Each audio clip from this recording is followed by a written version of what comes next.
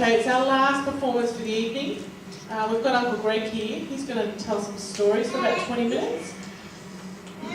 So enjoy the rest of your dinner, and then that's it for the evening. So thank you, Uncle Greg. I'd like to thank you for a wonderful day, and hopefully I'll come back and get invited back another time. So it's a great experience for me to be here for this special event, because I've been mentioned something before. So the stories I like to tell, where I grew up as a kid, where I grew up in decent shores of Botany Bay, a place called Aboriginal. We lived on fish most of our lives. And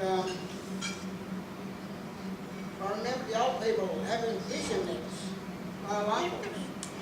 And they used to make their nets on the Aboriginal reserve. And they'd go down to the beach. The beach wasn't that far, it was only about, I'd say about 150 yards from the Aboriginal reserve. And they'd put the net into the boat, and they'd get out and wait for the mullet to travel. And around about autumn was one of the main times of the year when the mullet will travel, because it's around Easter time. And what the old people, when they saw the mullet coming around the point, they would get ready to throw the rugby boat out around the circle of fish.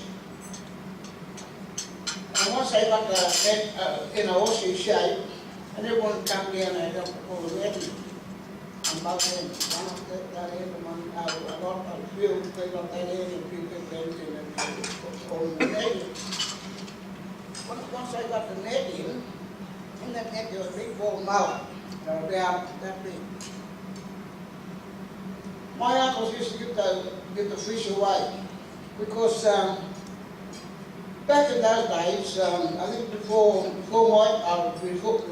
time, there's a lot of people were sent to libraries because they were locked up when the Second World War was on.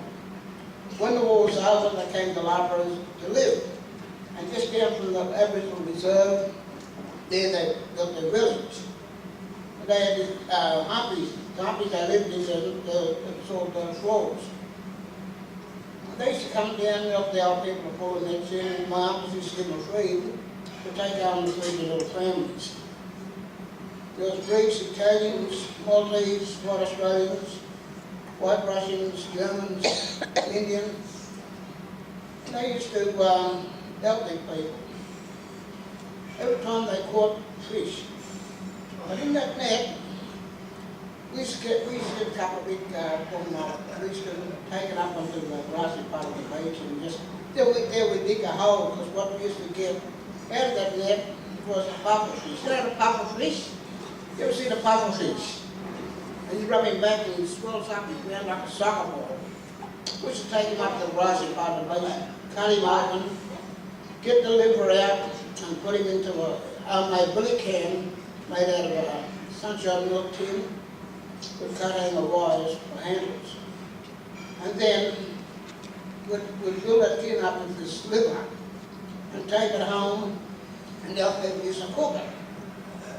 In our language, we call that liver, we call it berenjang. And most old people knew I had berenjang because I was carrying a billy can with a two big murras, the mullet we call murra, with this grass rope. Put through the gills, we'd be carrying these, the mullet home, which is hanging off our shoulders, and the tail would be touching gravel on the ground.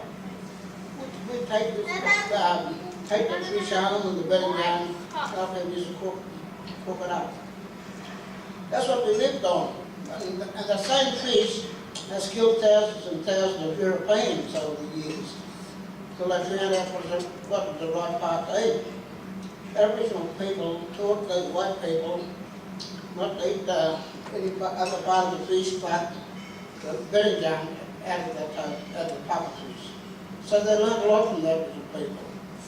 But the thing was, we used to go driving for octopus. We'd get the octopus and bring him home. We called it jonga.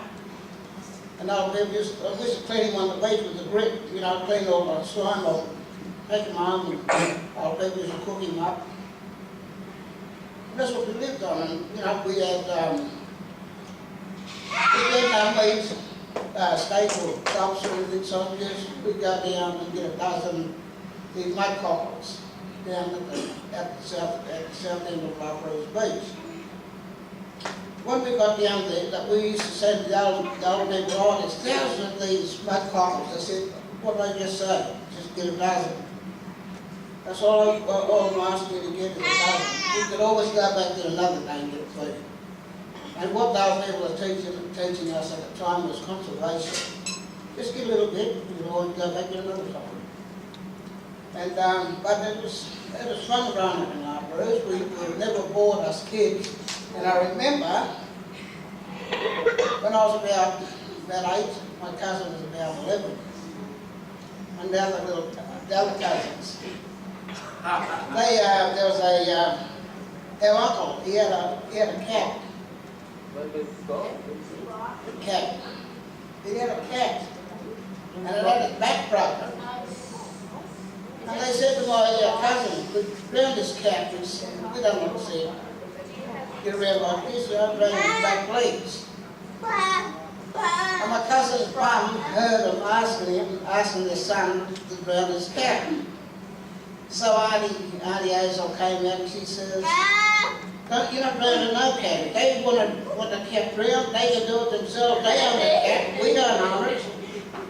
So when I went back in the house, underneath this leaky tap was a galvanised tub.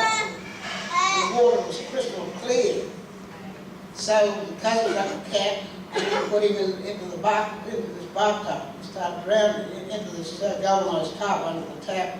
Started drowning his cat, and the cat was trying to release itself. And what happened? The cat was twisting this way, twisting that way, and all of a sudden the cat managed to turn its head right around and grab my cousin on the thumb. And my cousin ripped his hand out of the water, ripped it out of the tub like this, and the cat was still hanging on to his thumb, and he was there trying to shake the cat on his thumb, you know, the cat wouldn't release. And Auntie Hazel came out and I said, "I told you, you silly bastard, not to muck around. I knew something was going to go wrong. Get in here." So the cat threw the cat aside, and he had to go inside and get kerosene put on his wound. So they took him up to the hospital to get a tetanus shot, and he came back with a bandage on him, a band-aid, whatever it was. But he never went. And his old daddy said, when he came back from the hospital, his old daddy said, "There's a cat down there. They want you to drown. Could you go down and do that?" So I'm going, "No cat." So the cat was left aside.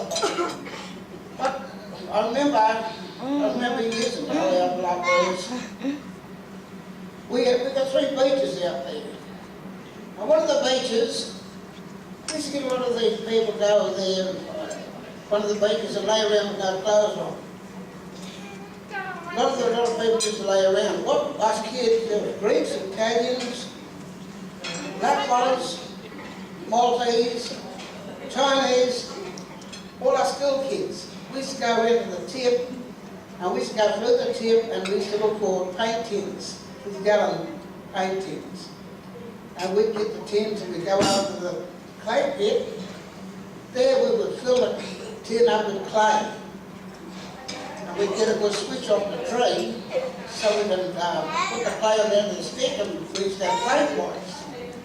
We used to catapult we used to pick the clay off the catapult the clay off the stick. So we ended up going over to the top of the beach.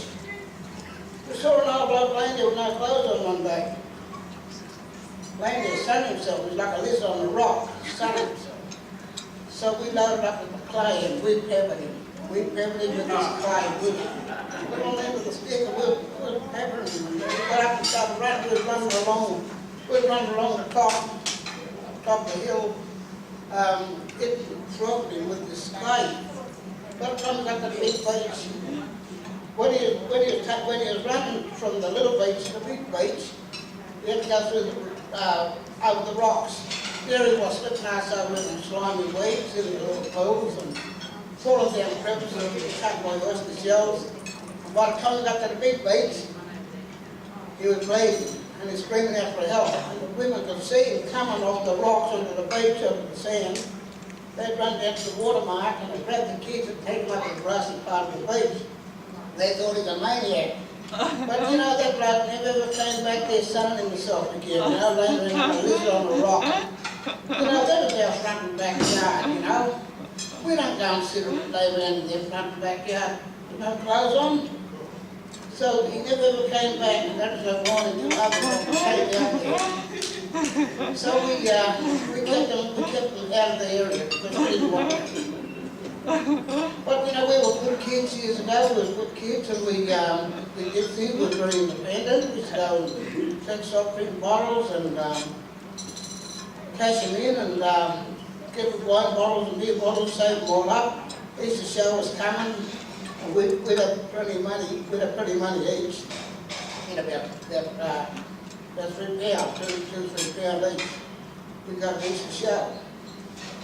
That's when it was in Moore Park.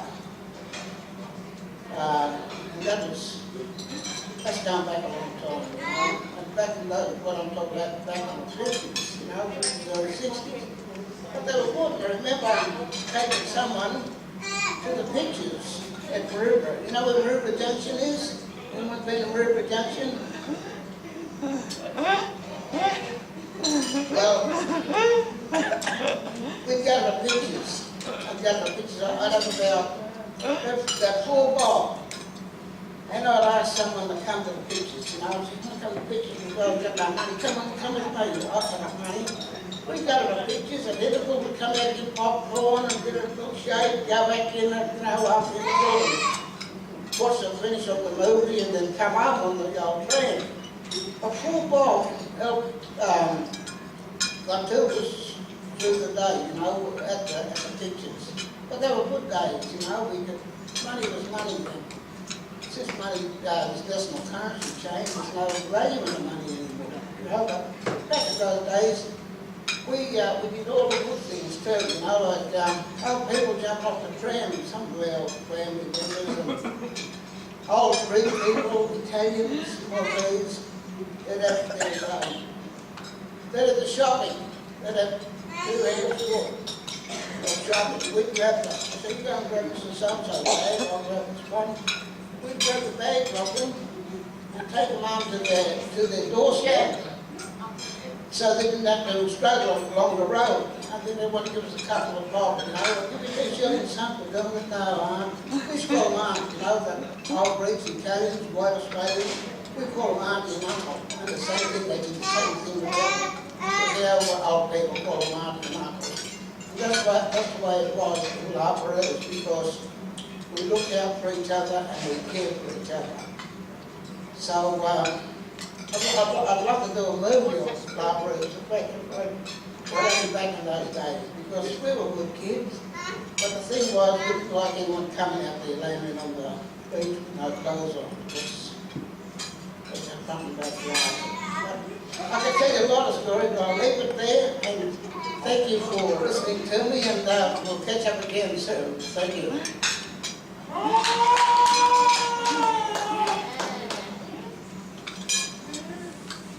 Where are they?